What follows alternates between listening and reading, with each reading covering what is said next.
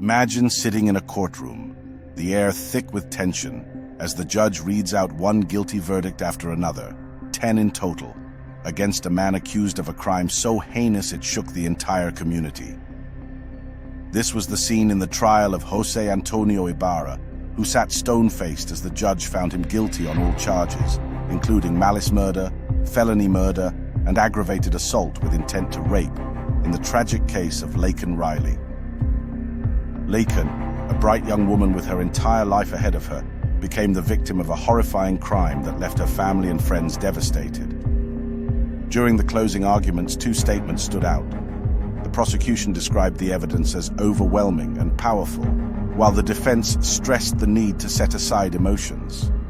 One by one, the judge declared Ibarra guilty of malice murder, multiple counts of felony murder, kidnapping with bodily injury, tampering with evidence, obstructing a 911 call, and even a charge as a peeping Tom, painting a clear picture of the calculated and devastating actions that led to this tragedy.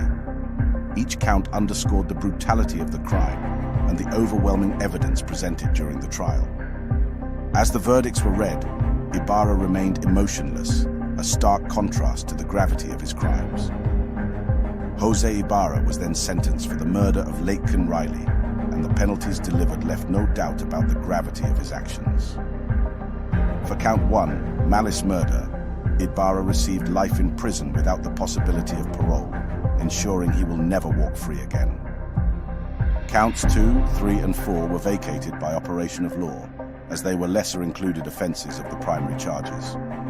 For count 5, kidnapping with bodily injury, Ibarra was sentenced to an additional life in prison, to be served consecutively to the first life sentence, effectively doubling his time in prison. Count 6 added another 20 years, consecutive to count 5, making it clear the court sought to extend the penalty as much as legally possible.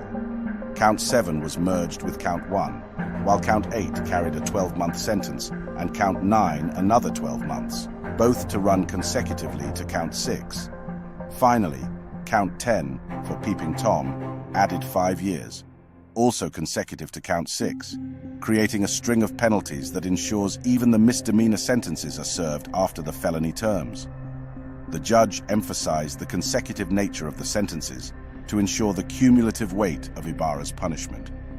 This layered approach guarantees that any appeal or adjustment to one conviction won't significantly alter the overall outcome, cementing Ibarra's lifetime imprisonment.